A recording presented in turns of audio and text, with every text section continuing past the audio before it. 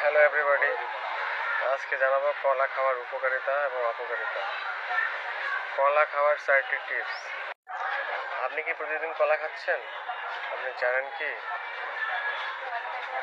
আপনার শরীরের কি কি ক্ষতি হচ্ছে এবং কি কি উপকার করছে কলা খাওয়ার মাধ্যমে?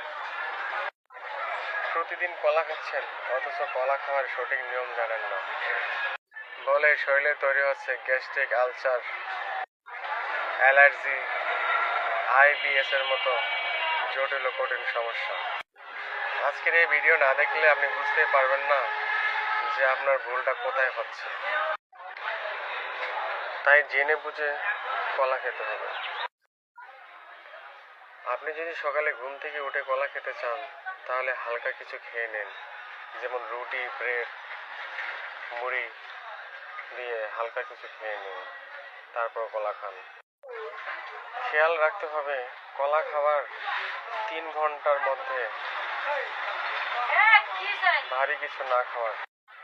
খেয়াল রাখতে হবে কলা খাওয়ার 3 ঘন্টার মধ্যে দুধ, ডিম, মাছ, মাংস জাতীয় ভারী প্রাণীজ খাবার খাওয়া থেকে বিরত থাকুন। এসব একসাথে খেলে বিরুদ্ধ আহার হয়ে যাবে, শরীরের উপর চাপ ফেলবে। আর কলার সঙ্গে টক জাতীয় ফল যেমন বরই, লেবু, আমলকি এসব একসঙ্গে খেলে আপনার বদ হজম হতে পারে। অনেকে তো কলা খাওয়ার সঙ্গে সঙ্গে পানি খান, এতে তো গ্যাস্ট্রিক তৈরি হয়। কিন্তু আপনি যদি সেই পানির মধ্যে সামান্য লবণ মেশান তাহলে আপনার হজম করতে সহায়ক করবে, মানে হজমটা তাড়াতাড়ি হয়ে যাবে। গ্যাস, অ্যাসিড তৈরি বা বদহজম দূর করবে।